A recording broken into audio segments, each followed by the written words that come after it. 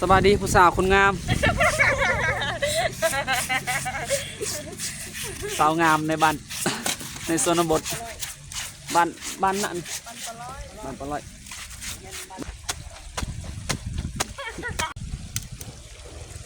สาวงามบ้านป้าในเขตชนบทพี่น้องกโมดวันนี้บ่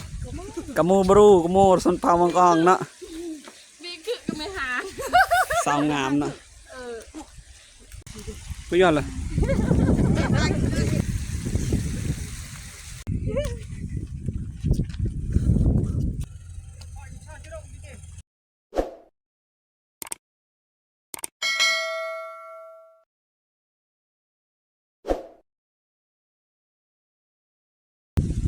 สวัสดีพี่น้องตอนนี้เฮาก็ฮอดที่หมู่บ้าน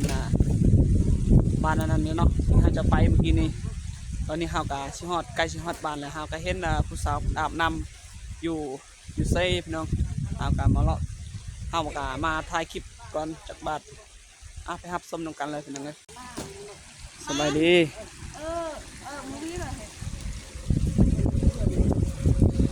มาเบิ่งเพิ่นอาบน้ำเนาะเพิ่นซักเสื้อผ้าสวัสดีผู้สาวคนงามสาวงามในบ้านในชนบทบ้านนั่นบ้านปลอยบ้านปลอยนะ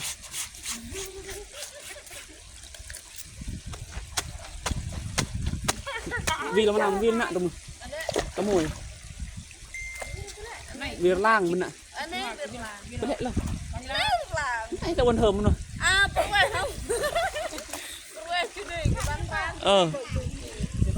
ที่เจอในบางรางแดนหน่วยไม่ต้นเถิมแวดเจิงกี่อ๋อ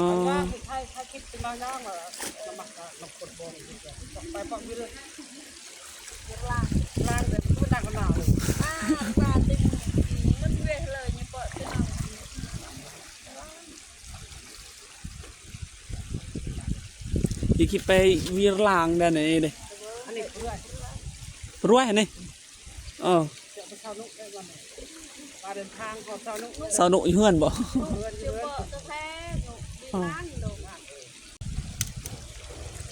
สาวงามบ้านป้าในเขตชนบทพี่น้องเป็นซักเสือ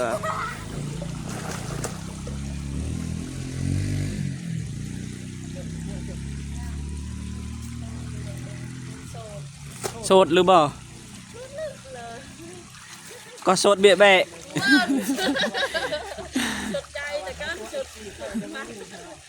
โอ้นั่นกับผู้สาวเนาะ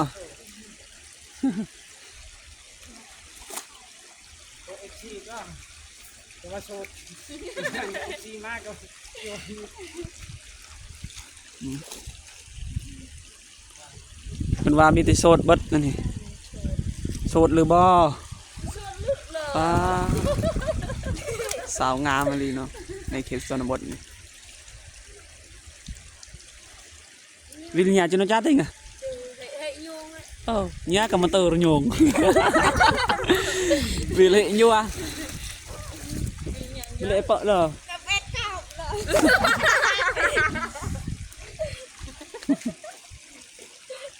vậy con tao cái chù cái chai lệ cái chù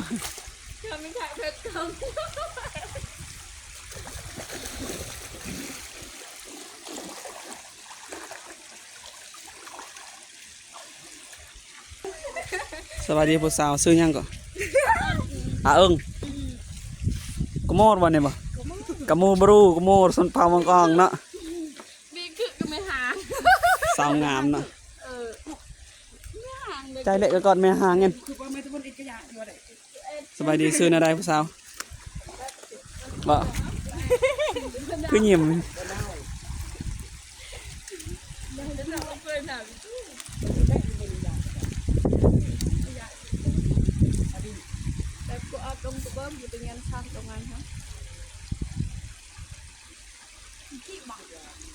เปิดเลยlà đợi là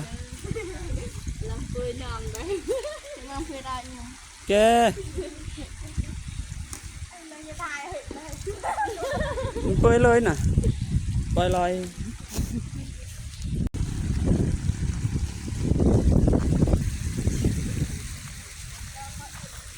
น ถ่ายมาลงเต้นเบิ่นบ่ ท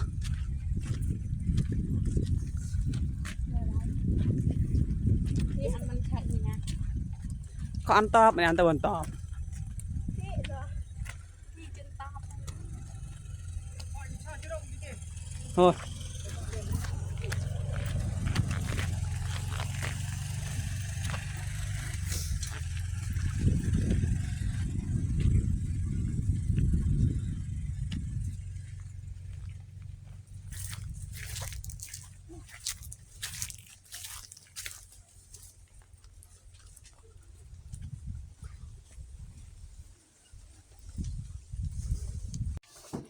นี่ก็คือเฮือนของเพิ่นเนาะเฮือนของเพิ่นก็ประมาณนี้แหละพี่น้องเอ้ย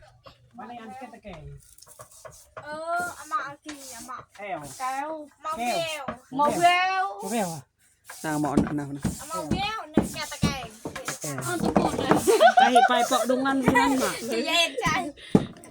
ผู้สาวเพิ่นเฮ็ดส้มตำเพิ่นบากล่องนี่บ่นี่จ้าบ่นี่ตะชื่อบ่ ตาซุยตัวนี้จ้า ก็ไม่ได้ในตา โอ้ เขาเนี่ยนี่เลยดูจ้าก็สมุกกระเต่าลูกกระเต่า ตัวนี้กินเจเอ็นเหรอ กินหมดกับไม่ขาย กินมาหมดก็ไปขายอีก เนื้อกระเจ้าก็ใหญ่ พี่เดิงเจมอนประเมือง อยู่ ตามสมสาว ตำแซ่บๆเด้อผู้สาวเอ้ย อยู่ตะ อาซีมือสาวแซ่บ ก็แซ่บ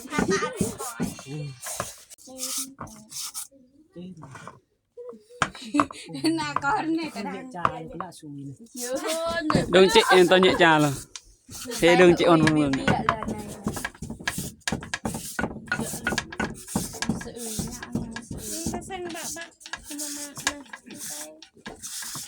จำได้กลับเงินมาให้อาสิทธิ์กายย้อนอาสิทธิ์ได้กายเอามาเอามาโดย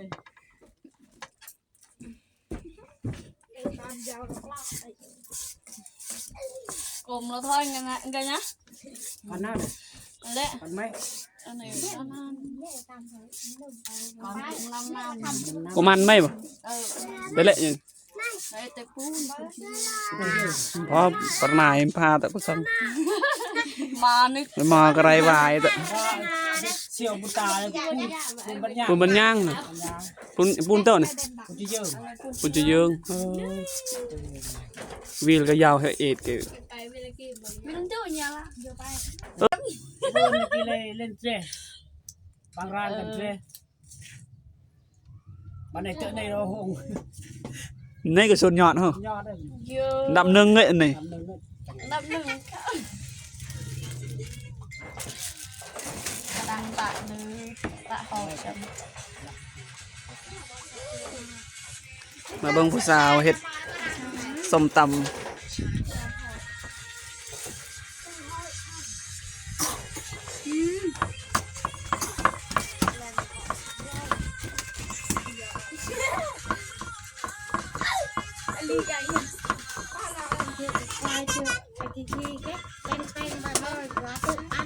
มองเจ้า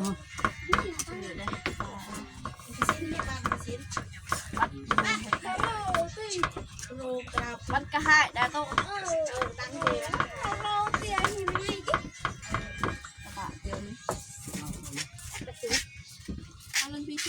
อันนี้เลยกูเช็ดเนี่ยเพราะเนี่ย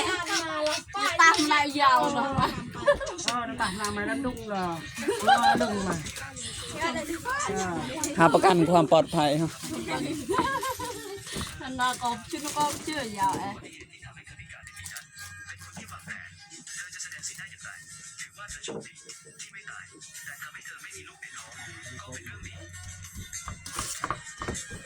ไม่กินพวกเน่าเนาะ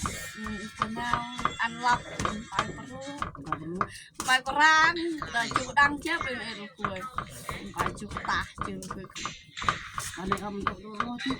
แต่บ้านคืออันดงกูเบิ่งต้องคืออันที่ว่า โอ้เป็นไงกี่ เออ วางโดนปล่อยชาไปนะ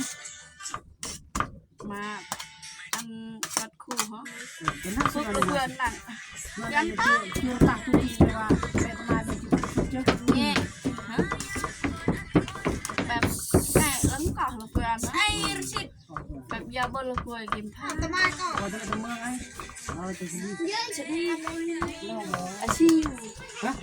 กินแล้วน่าจะแซ่บแล้วน่าจะปวดท้อง สิวนี่ ก็ ยาไม่เหรอสิว อยาก ชิวเลย สิวดีอันกะหนักลำ อย่ามา นี่คือตำบังหงเนาะวันนี้บ่เป็นผู้เฮ็ดบ่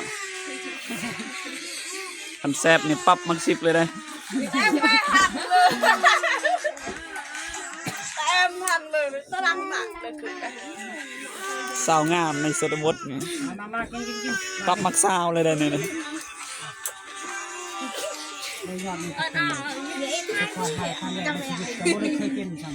เว้ยเอา กินลองมาเลยเลยทำการกิน เนี่ยจานจานกวน พี่น้อง กันใส่เนี่ยให้รับ ต้นบอนเลยนี่เด้ มันเป็กน้อยเดียวไม่ได้คือ บ่เคยกินจำซะเนาะ พอครั้งแรกในชีวิตก็ไม่เคยเลย บอนนาดอน เป็นอะไร เราบ่เคยกินซ้ำนี่เพิ่นพากินมื้อต้นบอน จานกวนนั้น เออ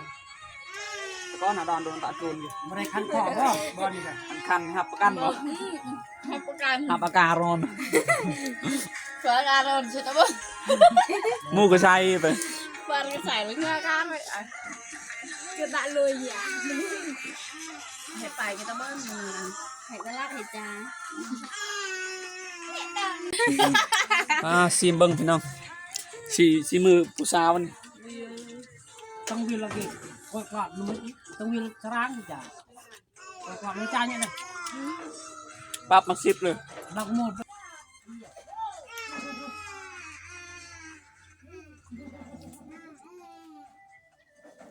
หับประกันบ่ตะวันสิตุ้มบ่ การหักมันทีหลังมันหักกระโดด นี่จาแมงตะแรงชิมโตวันให้หัก มาทันชอยนะเห็นครับ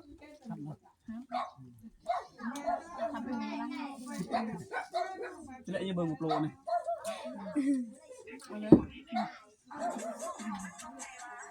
แล้วก็มันก็ทำศาสตร์มันมีจบบ่ ไม่จบ สมมติว่าจ้ามาทำศาสตร์มันจะที่จ้าสอนเลย ของไม่ชอบ ไปเอาเดี๋ยวใจ อะไรเนี่ยสัญญาณให้ ยันกูปะทัวร์กูจะยันเลยขนาดตัวนครหลวงรุ่นทัดหลวงเลยโบกรายมันจางขายลูกให้เจอกล้อง10,000กินเลยนะไม่ต้องอายยังหนูไปกินนั่นเลยไปใส่กินกับบุกินครับไปไปได้ตอกจานไปตัวเอา กินเลยดอกเลย มายาจีม จะเป็นยังไงตะวัน เนี่ยบ่จากอะไรให้ติว เห็นน้ำกล้วย ตอนเย็นก็ต้องเจ็ด ทำเลย อยากเอาเงินเตะ อยากเอาหนึ่งเจ็ดทำอยู่หล่ะ ขั้นบนปูแป้งก็ตุ๊กตาเล่นแล้วก็ก็ได้แม่น้ำตาลจม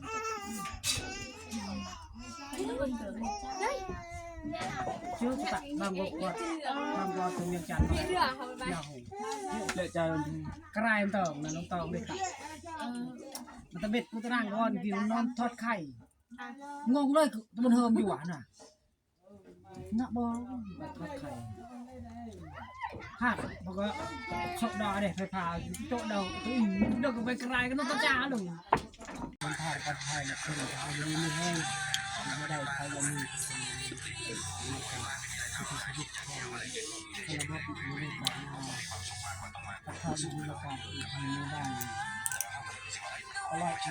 แซ่บๆหับประกันเลย100%เนาะ100%หับประกัน 100%อ้าวอยู่ดีแม่งนะ อยู่ดีมีแห้ง ข้อนี้ต่อไป นั่นนอดมือนี่เนาะ อะไร อันนี้ เอิ้ง สาวเอิ้งชื่อหม้อเจออยู่ไหม ก่อนชึกหมอ สาม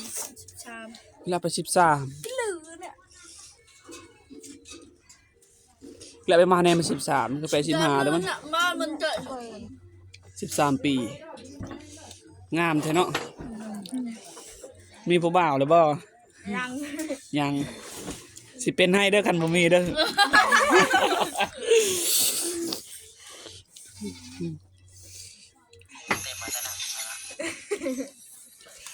แล้วจ้าเราเมียงอ่อนปืดเดินน่ะ